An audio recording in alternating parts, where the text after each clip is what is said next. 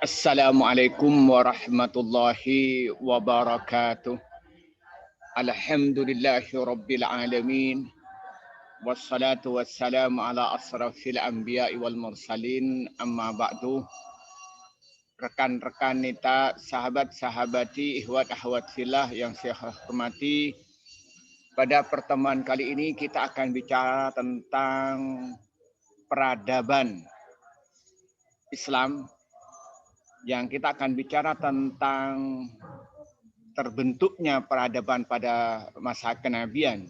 Ini bagaimana Nabi itu bentuk peradaban Islam, peradaban yang maju, di mana merubah masyarakat Arab yang jahiliyah, yang mereka dulunya menyembah berhala, lalu menyembah Allah semata, yang dulu mereka itu saling membunuh satu sama lain, saling memusuhi, lalu berubah, saling mencintai dan saling membela.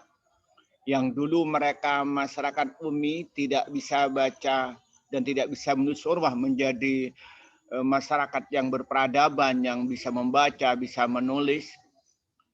Yang dulu sebelumnya tidak terbentuknya peradaban keilmuan, maka berkembang menjadi sebuah keilmuan yang maju. Yang sebelumnya masyarakat Arab itu adalah daerah yang dikuasai oleh Persia dan Romawi, namun kemudian menjadi masyarakat yang maju. Justru pada beberapa tahun kemudian setelah Rasulullah wafat, justru menguasai Persia dan Romawi. Sehingga kita tahu bagaimana pembentukan peradaban Islam dan bagaimana fase-fase yang dilakukan oleh Nabi, baik itu ketika di Mekah maupun di Madinah. Karena kalau kita bicara tentang bagaimana Nabi itu membangun peradaban, itu adalah dengan dua fase. Ya, ini ada fase Mekah, ada fase Madinah. Dan itu mempunyai karakter yang berbeda. Ketika Nabi itu meletakkan perjuangan membangun peradaban yang begitu maju di Mekah dan di Madinah, itu berbeda. Baik itu karena karakter masyarakatnya berbeda antara Madinah dan Mekah. Nah, kita melihat bahwa pembentukan peradaban periode kenabian itu ada dua. Yang pertama adalah fase Mekah, kemudian yang kedua itu adalah fase Madinah. Kenapa kita itu perlu dijelaskan tentang bagaimana Nabi itu membentuk peradaban di Mekah dan bagaimana bentuk di Madinah? Karena fokus perjuangan Nabi Muhammad itu berbeda. Dan juga metode perjuangan dalam bangun peradaban itu berbeda antara Mekah dan Madinah. Kita mulai dari bagaimana Nabi itu membangun peradaban Islam yang begitu maju. Itu bagaimana di Mekah cara memulainya. Maka Nabi itu kita akan melihat yang pertama bagaimana metode dakwah Nabi Muhammad di Mekah. Yang kedua, isi atau konten dakwah Nabi di Mekah dalam membangun peradaban. Kemudian yang ketiga, bagaimana bentuk-bentuk penolakan dakwah Nabi Muhammad di Mekah ketika membangun peradaban Islam di Mekah oleh penduduk Mekah. Kemudian yang keempat, faktor-faktor penolakan dakwah Nabi Muhammad. Apa yang memutar belakangin sehingga sebagian besar penduduk Quraisy itu, suku Quraisy itu menolak dakwah Nabi yang isinya adalah membangun peradaban yang begitu maju itu. Nah, kita mulai dari yang pertama tentang metode dakwah Nabi Muhammad. Nah, Nabi itu di dalam berdakwah, membangun peradaban yang begitu maju, itu mempunyai tiga metode. Metode yang pertama adalah thariqah sirriyah, yakni metode secara rahasia. Baik itu sirriyatul dakwah dan sirriyatul manhaj. Nabi itu adalah secara sembunyi-sembunyi mengajak kepada masyarakat untuk beriman kepada Allah Subhanahu wa taala. Untuk beriman dirinya sebagai Rasulullah. Secara sembunyi mengajak dengan mengucapkan kalimat syahadat La ilaha illallah Muhammadur Rasulullah. Ini secara sembunyi-sembunyi. Maka yang diajak lebih dulu itu adalah istrinya. Ketika Nabi Muhammad itu mendapat wahyu yang pertama di Gua Hira, surat Al-Alaq ayat 1 sampai ayat 5, maka yang pertama kali yang diajak itu adalah istrinya, yaitu Siti Khadijah. Itu membangun peradaban untuk beriman kepada Allah Subhanahu wa taala. Nah, setelah Siti Khadijah itu menerima, baru mengajak kepada sepupunya yang ketepatan tinggal di rumah Rasulullah, yaitu Ali bin Abi Thalib. Setelah Ali bin Abi Thalib menerima, baru mengajak teman dekatnya, yaitu Abu Bakar. Nah, kemudian setelah itu mengajak yang lain, kemudian berhasil diajak itu ada Utsman bin Affan, ada Abdurrahman bin Auf, kemudian ada Arqam bin Abi Arqam, dan beberapa yang lain. Ini berjalan selama 3 tahun. Nah, kemudian setelah itu Nabi berdakwah secara terang-terangan, yaitu setelah Sayyidina Hamzah masuk Islam dan kemudian Umar bin Khattab itu masuk Islam. Dan Rasulullah berdakwah secara terang-terangan, mengajak kepada seluruh penduduk Arab secara terbuka. Dan Rasulullah itu berdakwah pada famili-familinya, dipanggil untuk membangun peradaban baru, yaitu peradaban yang mentauhidkan Allah Subhanahu wa taala. Peradaban yang menanamkan rasa cinta satu sama lain. Peradaban yang saling menghormati sebagai manusia, dan membangun peradaban adalah tentang peradaban hak manusia itu. Nah, kemudian itu tapi dalam lingkup Arab saja. Jadi dalam lingkup di tanah Makkah saja, namanya dengan suku Quraisy, suku Tamim dan sebagainya. Baru setelah itu, yaitu yang ketiga, Rasulullah itu terang-terangan di luar Mekah. Jadi Rasulullah itu sudah mulai menemui orang-orang yang melaksanakan ibadah haji, terutama yang dari Madinah atau dari Yathrib pada waktu itu. Rasulullah itu mengajak untuk beriman kepada Allah, mengajak untuk mentauhidkan Allah, mengajak untuk saling menyayangi satu sama lain. Dan akhirnya dari jamaah haji yang dari Madinah atau dari Yathrib, pada waktu itu namanya masih Yathrib sebelum nama Madinah, dari suku Aus dan Khazraj mulai masuk Islam. Dan kemudian Rasulullah itu mengirim Mus'ab bin Umair ke Madinah untuk mengajarkan ajaran Islam untuk peradaban di Yathrib itu, dan kemudian berhasil banyak yang masuk Islam, yang jumlahnya itu 93 orang pada akhirnya pada tahun 13 tahun ke-13 keutusannya Nabi. Nah, kemudian dakwah yang dilakukan Nabi itu apa? Isi atau konten dakwah yang diajarkan oleh Nabi Muhammad SAW. Artinya peradaban yang dibangun oleh Nabi Muhammad SAW itu apa yang pertama? Yang pertama itu adalah pendidikan tauhid dalam teori dan praktek.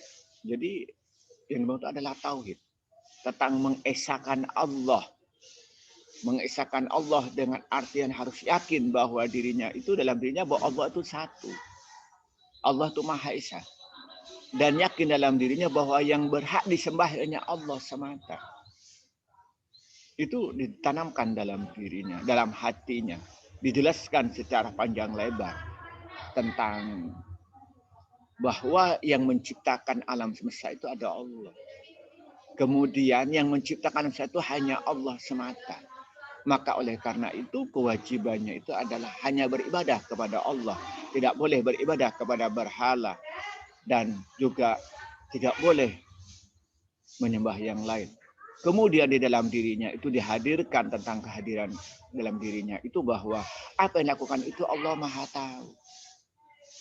Dan kemudian ditambah berikutnya tentang keyakinan tentang hari kiamat, hari pembalasan. Bahwa apa yang dilakukan oleh manusia diketahui oleh Allah. Kemudian nanti di hari kiamat akan mendapatkan pembalasan.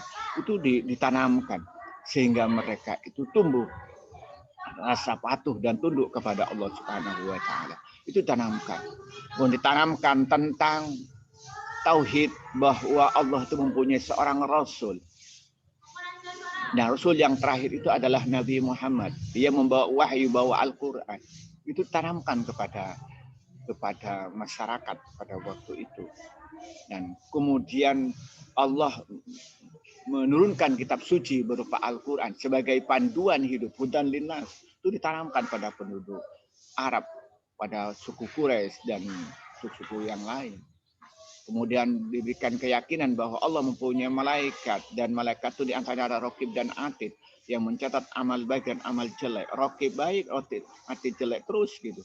Kemudian ditanamkan keyakinan tentang hari kiamat, hari pembalasan. Kemudian ditanamkan tentang qada dan qadar. Itu ditanamkan secara teori, disadarkan oleh Nabi bagaimana dalam praktek, dalam berperilaku, itu ditanamkan untuk membangun peradaban di Mekah itu. Sehingga tertanam mereka itu peradaban mereka itu wasaniyah, menyembah berhala, menyembah Allah semata. Dari peradaban mereka tuh saling membunuh, dari saling menolong dan saling menyayangi. Dari peradaban mereka itu yang membenci anak perempuan, bahkan mengubur anak perempuan, ditanamkan untuk mencintai anak perempuan dan mengasuh dengan baik. Nah, kemudian pengajaran yang kedua itu adalah berupa Al-Quran. Ya, maka ayat Al-Quran itu turun pada Rasulullah yang disebut namanya ayat-ayat Makkiyah yang diawali dengan surat Al-Alaq. Nah, itu dah begitu dapat wahyu diajarkan pada sahabat. Dan Al-Quran yang turun di Makkah itu lebih banyak membicarakan tentang masalah tauhid, bicara tentang keberadaan Allah, bicara tentang kekuasaan Allah, dan terutama bicara tentang keesaan Allah, dan juga bicarakan tentang hari pembalasan, pentingnya amal soleh dan sebagainya, pentingnya saling menyayangi, pentingnya mentaati Rasulullah. Itu lebih banyak yang turun Al-Quran di Mekah. Itulah Rasulullah itu dalam menanamkan peradaban di peradaban di Mekah itu, yang pertama itu adalah penanaman tauhid baik teori maupun praktek, dan kedua itu pengajaran Al-Quran, mulai dari bagaimana mereka membaca Al-Quran, cara bacanya diajarkan pada orang-orang yang beriman, kemudian juga isinya itu dijelaskan oleh Rasulullah, dan juga bagaimana mengamalkan isinya. Nah, kemudian berikutnya itu ternyata banyak yang menolak dakwahnya Nabi Muhammad SAW itu, banyak menolak dalam perjuangan Nabi Muhammad dalam menanamkan dan peradaban yang Islami, dalam membentuk peradaban yang baik, yang maju. Itu banyak penolakan yang mereka itu ada 3 kelompok. Yang pertama, mereka itu menolaknya dengan lunak. Artinya mereka itu tidak mau menerima dakwah Nabi Muhammad SAW. Mereka tidak mau menerima ajakan Nabi Muhammad SAW untuk mentauhidkan Allah. Tidak mau menerima tentang ajakan Rasulullah untuk saling menyayangi satu sama lain. Tidak menerima ajakan Rasulullah untuk tidak saling membunuh satu sama lain. Dan menolak untuk ajakan saling menyayangi. Tetapi mereka nolaknya, mereka itu cuma tidak menerima begitu saja. Dia tidak menampakkan sikap yang kasar, dan tidak melakukan kata-kata yang kasar, apalagi itu melakukan tindakan-tindakan. Ya cuma tidak menerima begitu saja. Itu ada yang bentuk-bentuk. Itu banyak semacam-macam itu. Nah, kemudian yang kedua, ada yang semi lunak. Jadi mereka itu nolak, dan mereka itu sudah mulai memfitnah. Jadi mereka itu sudah membuat bahwa Nabi Muhammad itu adalah dia pendusta. Lalu mereka itu membuat isu bahwa Nabi Muhammad ini mengada-ada, bahkan kadang-kadang membuat sifat-sifat yang tidak layak untuk Nabi Muhammad. Itu mereka sudah mulai melakukan langkah-langkah penolakan secara keras dari mereka, tapi tidak begitu keras. Nah, kemudian yang terakhir ini ada yang kasar, keji. Maka Nabi difitnah, dibilang penyair, dibilang gila, bahkan dilempari, bahkan Nabi Muhammad mau dibunuh. Terutama yang dipimpin oleh Abu Jahal, Abu Lahab, Walid bin Mughirah, itu kasar, mengerahkan yang lain untuk menyakiti, untuk menghina, untuk memfitnah.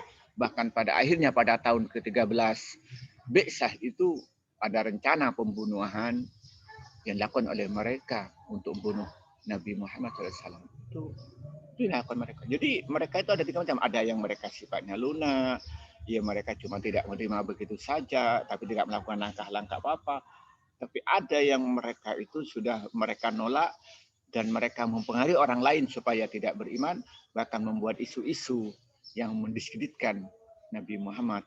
Kemudian yang terakhir ada yang kasar, melakukan langkah-langkah yang merugikan Nabi Muhammad. Nah, kemudian kita akan tahu kenapa penduduk Mekah itu menolak ajakan Nabi Muhammad untuk membentuk peradaban baru, peradaban tauhid, peradaban saling menyayangi, peradaban saling mencintai, peradaban saling tolong-menolong, peradaban ilmu pengetahuan. Itu kenapa? Itu yang pertama karena bidang politik kekuasaan. Penguasa-penguasa seperti Abu Lahab, Abu Jahal, dan tokoh-tokoh itu, misalnya Umayyah, dia khawatir kekuasaannya runtuh. Karena ajakan Nabi Muhammad dalam dakwahnya itu bentuk peradaban yang baru itu hanya mentauhidkan Allah, hanya tunduk kepada Allah semata. Nah, kalau begitu ini kalau tunduk kepada Allah semata berarti tidak akan tunduk kepada mereka. Dan kalau nanti banyak orang yang ikut Nabi Muhammad berarti yang berkuasa penuh adalah Nabi Muhammad. Nah, ini yang membuat politik ini, politik kekuasaan ini, politik kekuasaan ini mengkhawatirkan keberadaan Nabi Muhammad. Maka tokoh-tokoh Quraisy, tokoh-tokoh Bani Tamim dan suku-suku yang lain ini melakukan penolakan secara keras karena kekhawatiran kekuasaan mereka akan terganggu. Kemudian yang kedua adalah sosial. Ajakan Nabi Muhammad dalam bentuk peradaban yang baru itu adalah menekankan adalah persamaan. Manusia ini adalah sama dalam pandangan hukum, dalam pandangan Allah. Antara orang yang kaya dan miskin itu sama. Antara tuan dengan budak itu sama. Dan ini yang merisaukan kepada penguasa-penguasa atau bangsawan-bangsawan Arab Mekah pada waktu itu, sehingga mereka itu harga dirinya akan terusik, sehingga ini menolak karena nanti kalau ikut Nabi Muhammad dalam bentuk peradaban yang baru, yang egaliter, yang musawah, kesamaannya mereka bilang kelas sosial mereka akan hilang, sehingga kelompok-kelompok yang merasa dirinya punya satu sosial di masyarakat menolak keras-keras karena dianggap bertentangan dengan posisi mereka dan akan mengancam posisi mereka. Kemudian yang ketiga, agama dan keyakinan. Mereka itu fanatik dengan agamanya mereka, yaitu agama Wathaniyah, yaitu agama penyembah berhala, Lata wal Uzza. Karena dakwah Nabi Muhammad itu dalam membangun peradaban baru itu adalah mentauhidkan Allah, mengesahkan Allah, meninggalkan sesembahan selain Allah. Nah, sedangkan agama dan keyakinan mereka itu adalah menyembah banyak Tuhan. Seperti yang disampaikan pada pertemuan yang lalu bahwa mereka itu adalah dalam sisi agama, mereka itu ada yang mereka itu adalah dahriyah. Mereka itu adalah fatalisme. Dia menganggap bahwa sesuatu itu berjalan secara alamiah. Kemudian yang kedua yang paling banyak itu adalah wasaniyah, penyembah berhala. Kemudian yang ketiga itu ta'adutul ilah, yaitu mereka itu menyembah tentang beberapa Tuhan. Kemudian hanya sedikit yang mentauhidkan. Nah, agama terutama yang wasaniyah ini, yang mereka itu merasa terusik dengan ajakan Nabi Muhammad dalam bentuk peradaban yang baru, yaitu mentauhidkan Allah. Kemudian yang keempat itu budaya, taklid kepada nenek moyang. Jadi mereka tidak mau berpikir. Mereka punya budaya berpegang teguh kepada tradisi yang mereka anut selama ini, yaitu menyembah berhala, terutama berhala Wal Uzza. Tradisi mereka menyembah tentang banyak Tuhan. Jadi ketika Nabi Muhammad mengajak pada mereka untuk mentauhidkan Allah, mereka menolak. Karena bertentangan dengan tradisi yang mereka anut selama ini, yang di mana nenek moyang mereka itu penyembah berhala. Mereka itu adalah agama yang menyebut Allah dengan yang lain. Kemudian juga faktor ekonomi. Faktor ekonomi ada dua. Ekonomi yang pertama, kelompok-kelompok pematung ini akan terancam ekonominya. Kalau mereka itu beriman kepada Nabi Muhammad, mentauhidkan Allah, maka tidak menyembah berhala, berarti tidak laku penjual patung itu. Kemudian yang kedua juga ekonomi. Saudagar-saudagar itu merasa terancam. Karena nanti itu orang-orang itu akan berdagang, itu akan berhenti. Mereka akan kalah di pasar, itu akan terancam ekonominya. Nah, maka itu ada penolakan yang membuat mereka menolak ajakan Nabi Muhammad, sebuah peradaban yang baru, menolak peradaban Nabi untuk mentauhidkan Allah, dan menolak ajakan Nabi Muhammad untuk bersaksi La ilaha illallah Muhammadur Rasulullah, itu karena politik, khawatir kuasa mereka terancam. Yang kedua, mereka itu menolak karena sosial, di mana ajakan Nabi Muhammad itu adalah ajakan persamaan, sedangkan mereka hidup itu adalah kelas sosial. Dan kemudian yang ketiga, ajakan Nabi Muhammad untuk mentauhidkan Allah bertentangan dengan agama mereka yang menyekutukan Allah. Dan juga Nabi Muhammad itu mengajak untuk berpikir, menggunakan akal pikir untuk mentauhidkan Allah. Mereka punya tradisi untuk taklid kepada nenek moyang mereka, yang tradisi mereka dan menyekutukan Allah. Kemudian yang terakhir adalah khawatir terancam ekonominya, gitulah. Kemudian setelah itu kita akan mengenal tentang fase di Madinah. Nah, fase Madinah itu yang pertama lakukan Rasulullah itu adalah mendirikan masjid. Ketika Nabi Muhammad itu hijrah dan di perjalanan itu sampai di mana di tengah jalan dia itu, maka Rasulullah itu membangun masjid. Nah, bangun masjid. Sebelum nyampe ke Madinah sudah membangun masjid, dan ketika nyampe ke Madinah itu membangun masjid. Nah, masjid itu merupakan pusat penanaman nilai-nilai Islam. Adalah tempat untuk membangun peradaban Islam yang baru, yaitu peradaban mentauhidkan Allah, peradaban untuk beribadah hanya kepada Allah semata, peradaban itu ta'awun, kerjasama, peradaban saling menyayangi, peradaban untuk membangun ilmu pengetahuan. Itu maka dimulai dari masjid, membangun masjid. Kan di situ tempat berkumpul, di situ tempat beribadah, di situ tempat berdiskusi, di situ untuk tempat bertemu. Maka yang dibangun itu adalah masjid. Maka ketika Rasulullah itu nyampe ke Madinah, langsung bangun masjid. Sebelum Rasulullah itu membangun rumah, sebelum membangun pasar, itu masjid yang dibangun lebih dulu. Kemudian berikutnya Rasulullah itu mempersaudarakan antara kaum Ansor dan kaum Muhajirin. Nah, jadi memperkuat persatuan. Sahabat Muhajirin adalah sahabat-sahabat Nabi yang mau Islam di Mekah pindah ke Madinah. Kemudian penduduk Madinah, terutama dari Aus dan Khazraj, itu dipersaudarakan. Mereka itu menjadi saudara satu.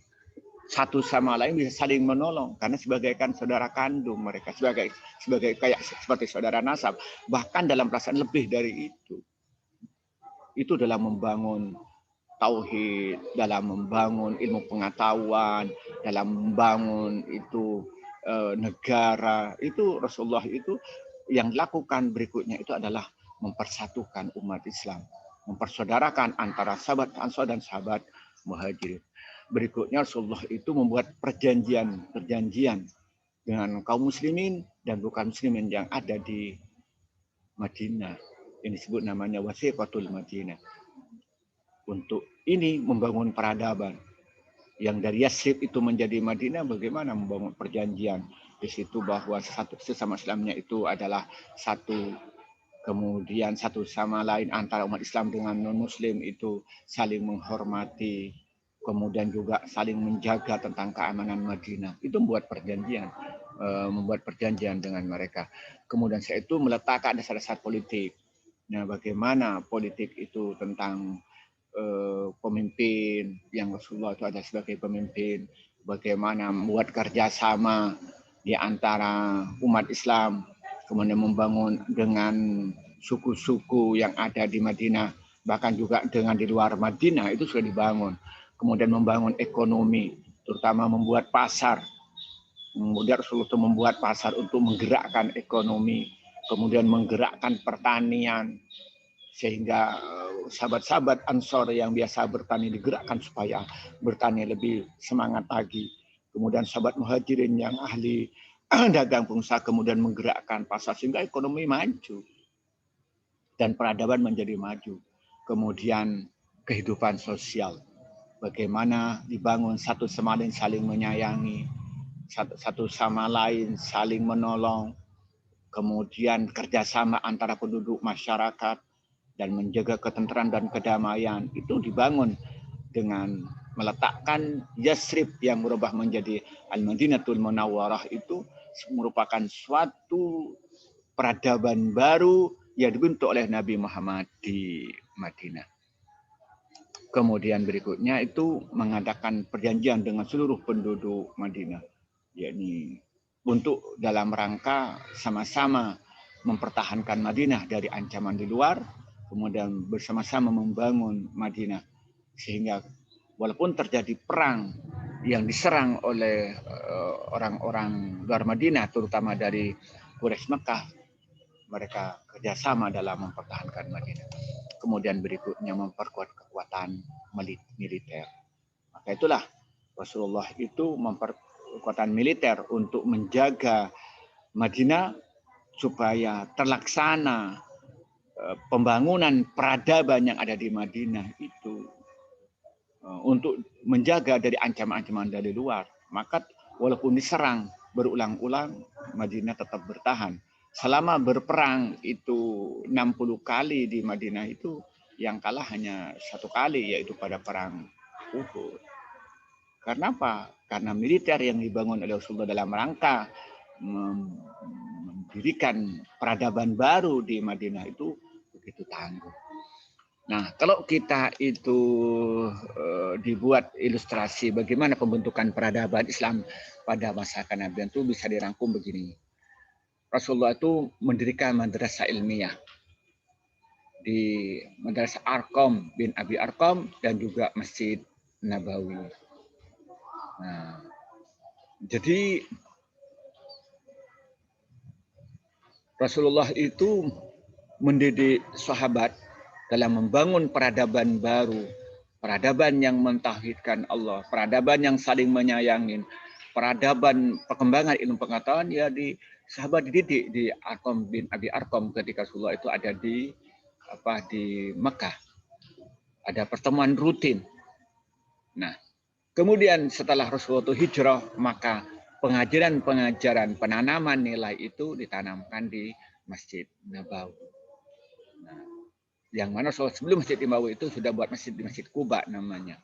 Nah, kemudian berikutnya Nabi Muhammad itu meletakkan diri sebagai pemimpin utama yang dia punya berhak untuk mengatur semua di Madinah, baik di Mekah maupun di Madinah, terutama di Madinah, yang berhak dia mengatur sahabat, baik yang berkenaan dengan masalah ritual keagamaan, kemudian dengan masalah politik, masalah sosial, masalah ekonomi. Dia sebagai leader, sebagai pemimpin tertinggi. Maka semuanya harus berdasarkan arahan dari Nabi Muhammad SAW. Kemudian yang ketiga itu penerapan syariat Islam secara konsisten.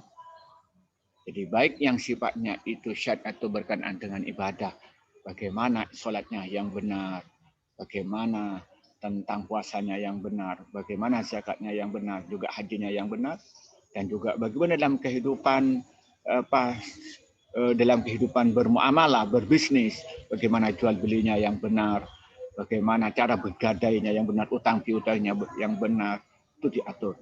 Dan juga bagaimana juga dalam masalah pernikahan yang benar sehingga tidak terjadi perzinahan, dan juga dia akan mengenai jinayat, yakni kalau melakukan kriminal, kalau membunuh harus dibunuh, kalau dia itu berzina yang waidu muhsan itu didera, itu dilaksanakan secara adil dan konsisten.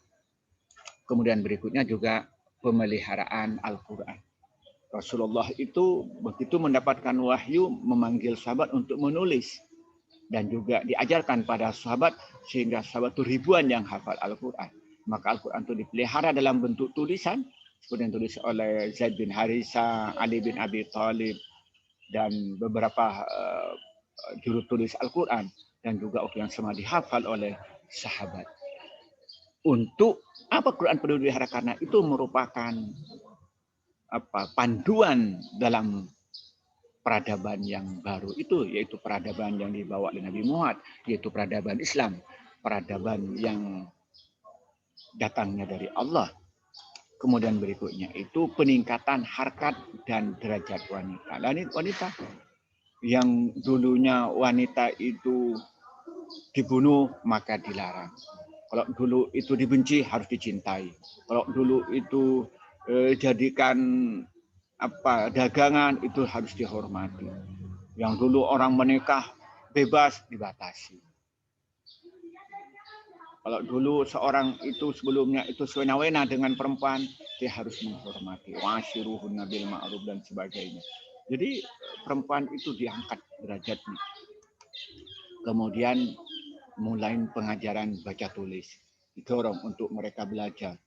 Nah, contoh ketika terjadi perang Badar dan menang, kemudian 70 tahanan dari Quraisy Mekah itu yang ingin bebas dan mereka tidak punya tebusan. Tebusannya apa? Mengajarin baca tulis. Itu menunjukkan dorongan untuk mengembangkan baca tulis. Sehingga itu dengan sahabat banyak yang bisa membaca dan bisa menulis, maka keilmuan berkembang, peradaban jadi berkembang dengan bagus. Nah, kemudian berikutnya itu pembangunan masjid.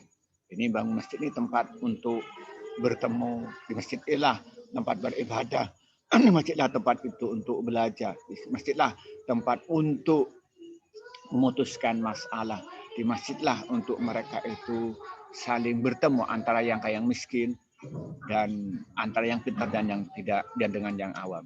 Berikutnya perkembangan sastra. Nah, didorong sahabat itu untuk menyampaikan ajaran dalam bentuk sastra. Maka ada penyair-penyair yang terkenal, ada Hunsa, kemudian sahabat-sahabat yang terkenal penyair gitu ya. Kemudian berikutnya penghapusan perbudakan. Jadi budak itu mulai dihapus dengan bermacam-macam. Orang yang membunuh maka nebus dengan memerdekakan budak. Orang yang bersumpah kemudian dibungkus dengan memerdekakan budak. Dan kemudian banyak hadis-hadis yang mendorong supaya mereka itu memerdekakan budak dan mendapatkan pahala dari Allah. Maka lambat laun banyak budak yang merdekakan. Seperti diantaranya misalnya itu adalah Bilal bin Rabah, beberapa budak yang lain. Kemudian yang terakhir itu pengembangan taktik perang dan diplomasi luar negeri.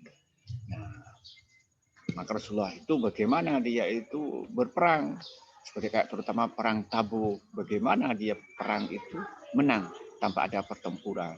Begitu pembebasan kota Mekah, dia menang tanpa ada pertempuran. Dan kemudian mengirim delegasi yang disebut namanya Amul Wufud. mengirim sahabat ke negara-negara lain, ke raja-raja untuk mengajak masuk Islam yang isinya adalah merupakan peradaban baru, peradaban yang mentauhidkan Allah, peradaban yang musawah, persamaan antar manusia, peradaban yang menghargai hak-hak asasi manusia, peradaban yang membangun pentingnya ilmu pengetahuan, peradaban pentingnya itu tentang beribadah yang benar, peradaban yang bangun tentang pentingnya sastra. Dan begitu majunya yang dibangun oleh Nabi Muhammad dengan dalam pembentukan yang pertama itu dengan mendirikan madrasah ilmiah di Mekah, Arqam bin Abi Arqam, kemudian di Madinah itu di Masjid Nabawi. Kemudian yang kedua Rasulullah itu meletakkan diri sebagai pemimpin. Kemudian yang ketiga penerapan syariat secara konsisten. Kemudian yang keempat pemeliharaan Al-Quran. Kemudian yang kelima itu peningkatan harkat dan martabat perempuan. Kemudian yang ke-6 itu pengajaran baca tulis. Ke-7 pembangunan masjid. 8 perkembangan sastra. Kemudian ke-9 penghapusan perbudakan. Kemudian ke-10 pengembangan taktik perang dan diplomasi luar negeri. Nah, inilah yang bisa kita diskusikan pada pertemuan kali ini. Jadi dengan jelas bahwa pembangunan peradaban Islam pada periode kenabian yang dibangun oleh Nabi Muhammad SAW itu mengalami dua fase, fase Mekah dan fase Madinah. Fase Mekah berbeda dengan fase Madinah dalam cara membangun peradaban. Peradaban yang dibangun di Mekah itu lebih fokus kepada peradaban tauhid, yaitu peradaban tentang mengesahkan Allah. Peradaban bagaimana mereka itu tunduk dan patuh hanya kepada Allah. Peradaban mereka itu beribadah hanya kepada Allah yang dibangun. Kemudian yang kedua, dibangun bagaimana mereka sudah mengenal tentang pentingnya beriman kepada hari kiamat adalah bentuk pertanggungjawab semua amal yang dia kerjakan dan pentingnya saling mencintai satu sama lain.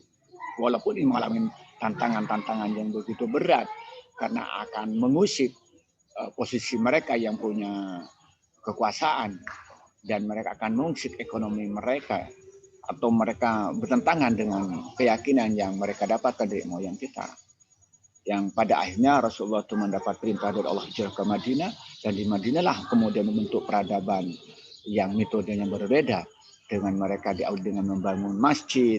Disitulah sahabat diajak, kemudian juga mengajak kepada suku-suku untuk beriman, dan pada akhirnya terbentuklah peradaban Islam yang sempurna, yaitu peradaban yang membangun dan mengangkat harkat martabat manusia.